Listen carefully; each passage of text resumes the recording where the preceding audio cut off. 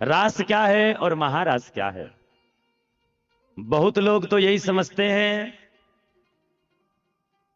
कि ये साधारण बात है, रास महारास स्त्री और पुरुष के मिलन का नाम रास समझते हैं।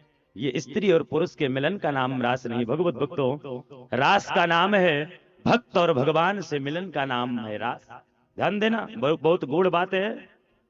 आत्मा से परमात्मा के मिलन का नाम है रास।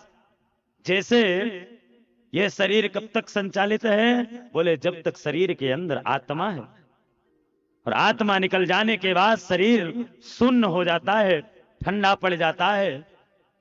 गर्म कब तक रहता है शरीर? जब तक आत्मा है। चलता कब तक है शरीर? जब तक आत्मा है। तो आत्मा के निकल जाने के बाद जिस प्रकार से यह शरीर शून्य हो जाता है, उसी प्रकार से इस शरीर का कोई मतलब नहीं निकलता है, और यह आत्मा जाकर उस परमात्मा में विलीन हो जाती है, मिल जाती है, पंच तत्व में मिल जाती है। बस यही आत्मा और परमात्मा का जो मिलन है, यही रास है। भक्त जब अपने भगवान से मिलने का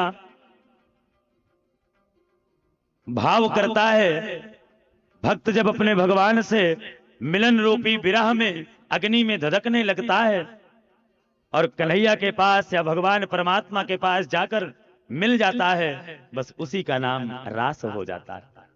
इसलिए रास भागवत जी का प्राण है। अगर रास पंचाध्यायी की कथा निकाल दिया जाए, सुखदेव जी कहते हैं परीक्षित, तो यह भागवत का उतना ही महत्व है जैसे आत्मा निकल जाने के बाद शरीर से शरीर बचता है। दसम स्कंद के 5 अध्याय में ये जो कथा आई है, जिसे रास पंचाध्यायी कहा जाता है, यह भगवान कृष्ण की सबसे प्रिय लीलाओं में से एक है। तो पहला, अगर हमारे मन में शंका है कि रास क्या है, महारास क्या है, भगवत भक्तों, शंका कौन करता है? जो कथा आज तक कभी पूरी सुना नहीं, जाना। भगवान की ये जो कथा है रास की, यह भगवान को क्यों करना पड़ा, पहले इसे जानना पड़ेगा। भगवान को रास करना क्यों पड़ा? और यदि हमारे मन में शंका है, संदेह है, तो ध्यान देना सभी, भगवान की उम्र कितने वर्ष की बताई जा रही है? 8 वर्ष की। भागवत महापुराण में सुखदेव जी ने परीक्षित को बताया। तो अगर 8 वर्ष की उम्र बताई गई, तो अगर हम इन्हें मनुष्य मानते हैं कि कन्हैया जैसे हम लोग थे, मानव थे, ये सो मानव थे, तो अगर मनुष्य माने तो 8 वर्ष के बच्चे के अंदर, बालक के अंदर किसी प्रकार का काम विकार उत्पन्न ही होता ही नहीं। अगर मनुष्य माने तब, नहीं तो ब्रह्म तो है ही, और ब्रह्म ऐसी कोई जगह नहीं है जहां पर ये हो ना। कहां सो कहूं जहां जग प्रभु नाही, ऐसी कौन सी जगह है? हरि व्यापक सर्वत्र समाना, प्रेम ते हो, प्रेम ते प्रकट हो जाना। सकल भूमि गोपाल की, ऐसी कौन सी जगह है जहां पर कृष्ण ना हो?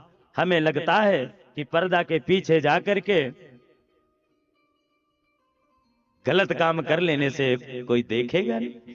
अरे किसी की नजर से बचा जा सकता है, पर कृष्ण की नजर तो सर्वत्र है, परमात्मा की नजर सभी जगह है। इसलिए गलत तो गलत होगा और उसका परिणाम तो अवश्य मिलता है। इसलिए भगवत भक्तों, 8 वर्ष की उम्र में भगवान ने रास और महारास किया। और रास क्यों करना पड़ा, पहले इसको जानते हैं, फिर रास की कथा में प्रवेश करेंगे। सुखदेव जी कहते हैं, राजन, भगवान को रास इसलिए करना पड़ा, भगवान का भोजन क्या है? 56 भोग तो भगवान भाव से खाते हैं भक्तों का, जब आनंद लेना हुआ। लेकिन महाराज, भगवान का वो जो असली भोजन है, वो अहंकार है। इस जीव के अहंकार का भोजन भगवान करते हैं, भक्त के अहंकार का भोजन भगवान करते हैं। इसलिए मनुष्य जीवन में कभी अहंकार ना हो, इस पर विशेष हमें ध्यान रखना चाहिए।